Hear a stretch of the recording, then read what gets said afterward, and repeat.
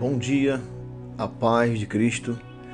Nossa reflexão de hoje. Crente deve ir ao psicólogo? Oração, jejum, tempo de oração é suficiente para resolver os problemas do cristão, aqueles problemas emocionais?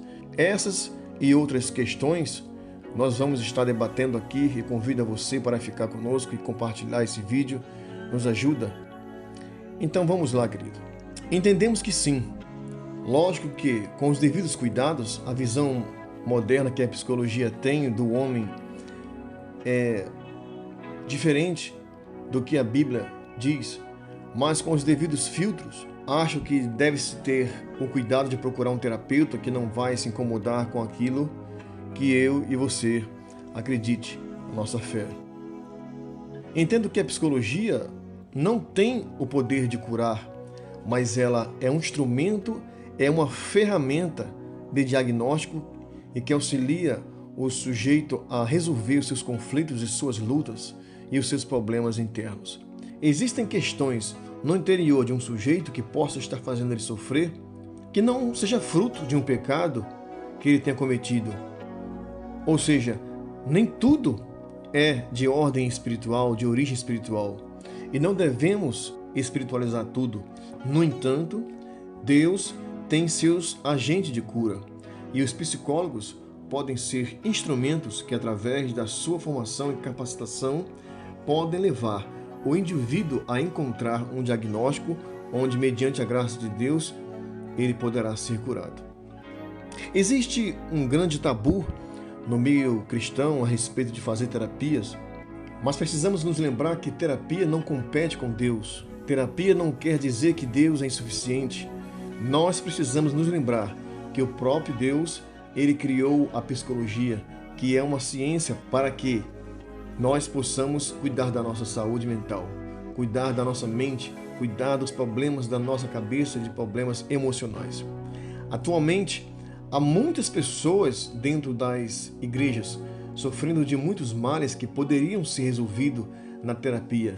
Pessoas que estão passando por vários problemas emocionais e psicológicos, que poderiam ser amenizados através de um acompanhamento psicológico. Para embasar essa explicação, eu gostaria de convidar você para analisar em uma das linhas teológicas mais debatidas, que é a tricotomia. Sei que esse canal vai alcançar pessoas novas convertidas. A tricotomia acredita que o homem é feito de corpo, alma e espírito, e é nessa linha também que eu acredito. Sabemos que ali em Gênesis, quando Deus cria o homem do pó da terra, Deus cria aquele boneco de barro do pó da terra, onde seria o corpo do homem. Após criar aquele boneco, Deus vem e sopra em suas narinas o sopro de vida, o sopro de espírito. Aquele sopro que entrou naquelas narinas é algo espiritual, é algo que vem de Deus, é o espírito que é gerado naquele momento dentro daquele corpo. Não é o Espírito Santo, é o espírito do homem, é onde Deus fala conosco, é onde nós sentimos o Senhor em nossas vidas. E entende-se que a junção daquele corpo com o espírito gerou a alma, que é a nossa personalidade, que são as nossas emoções e todas as nossas experiências de vida, quer sejam boas, quer sejam ruins, ficam marcadas na alma. A nossa criação como filho, na nossa infância, tudo isso fica marcada em nossas almas, em nossas emoções, nossos sentimentos. Então, mediante a isto, podemos olhar para a Bíblia e ver que a Bíblia diz que a carne é fraca, mas o espírito é forte. O espírito é forte quando eu alimento ele. Quando eu oro, quando eu jejuo, quando eu me consagro, estou alimentando o espírito, a parte espiritual. Mas a alma, como fica? A alma continua fraca, aquela alma continua doente emocionalmente, aquela alma cheia de traumas, cheia de problemas. Entende-se que ela continua doente, precisando de um tratamento, de um profissional, de ser acompanhada por um profissional, porque o que foi alimentado foi o espírito. Aquela pessoa consegue caminhar, consegue levar, consegue viver, mas ela não vai estar vivendo a sua plenitude que Deus a reservou para ela. E em muitos momentos, as pessoas que convivem perto delas, seja numa relação a dois, um casamento, por mais que ela seja uma pessoa cheia do Espírito Santo, aquela pessoa pode ter uma recaída, pode ter suas crises emocionais e afetar uma relação de casamento, afetar uma relação no trabalho. Aquela alma continua necessitando ser tratada. Temos aprendido, queridos, que apenas 3 coisas são capazes de mudar a vida de um ser humano. A primeira delas é o sofrimento, a segunda dela é o conhecimento e a terceira dela é a superação. Muitas pessoas acreditam que apenas o sofrimento muda as pessoas, mas acredite, o conhecimento também muda as pessoas. Muitas pessoas estão sofrendo por não se conhecer, por não buscar o autoconhecimento. Minha vida mudou, queridos, quando um dia eu ouvi uma mensagem de um certo pregador muito famoso, que eu admiro muito, não vou falar aqui por questão de ética. Ele disse uma frase que muito me marcou. Chega um momento que uma pessoa ou um casal não adianta mais orar, Bíblia, jejuar, ela precisa ser acompanhada por um profissional da área. Esse pregador falava sobre casamento, sobre relação a dois, sobre cônjuge. Isso muito me impactou.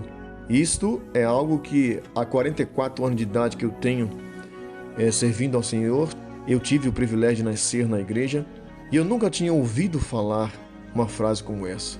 E quando eu fui me atentar para o que ele tinha falado, foi que eu caí em si e resolvi deixar meus preconceitos de lado e procurar uma ajuda de um profissional. Nós precisamos entender, queridos, que a finalidade da palavra de Deus, a especialidade da Bíblia, quando eu digo especialidade, eu digo o objetivo principal, o alvo principal da palavra de Deus é falar sobre a nossa salvação, o plano redentor de Cristo Jesus em nossas vidas. A Bíblia, ela dá algumas pinceladas sobre a psicologia, sobre alguns outros tipos de conhecimento, mas ela não entra a fundo porque o alvo principal dela não é tratar disto. Mas Deus deu conhecimento ao homem na terra para que quando passamos por dificuldade, por exemplo, quando nós estamos com febre, doente fisicamente, Ele não manda nós orarmos, nós dobrar os joelhos, jejuar, ir no estilo de oração, pedir oração, não. Ele deixou um profissional que é um médico para nós irmos nos consultar. Se a doença é física, então procuramos um médico. Se a doença, logicamente, também é psicológica, emocional, Deus deixou outro profissional que são os psicólogos. Na verdade, não é nada demais em admitir que nós, como seres humanos, estamos sempre em construção. Existe uma frase na psicologia que diz que de perto ninguém é perfeito. Todos nós temos falhas. E muitas das vezes essas falhas, esses defeitos foram causados por traumas, por situações que passamos na nossa infância ainda. Às vezes vamos em alguns lugares e vejo aquelas plaquinhas, desculpe o transtorno, estamos em reforma para melhor atendê-lo. Às vezes eu acho que não seria nada demais nós, seres humanos, usarmos um crachazinho com essa mesma frase.